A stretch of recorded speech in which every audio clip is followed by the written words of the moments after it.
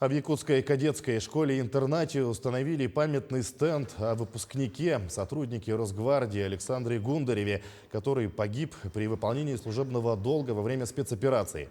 Участники мероприятия почтили память бойца минутой молчания и возложили к памятному стенду цветы.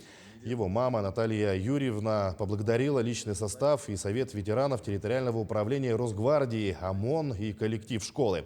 Она поздравила учителей с профессиональным праздником, отметив их большой вклад в патриотическое воспитание Александра, который с честью носил погоны.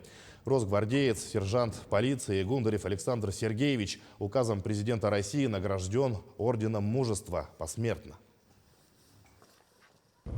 Начинаем работу по увековечению наших ребят, которые погибли, наших сынов, это Отечество. В частности, начали с кадетской школы, увековечили данный стенд. 2 мая будем ежегодно мы проводить чествование Гундарева. В рамках его дня рождения это возьмем мы в традицию. Дальнейшие наши планы, это в ближайшее время, я думаю, через неделю, через две мы будем открывать монумент, который находится в Губинском округе.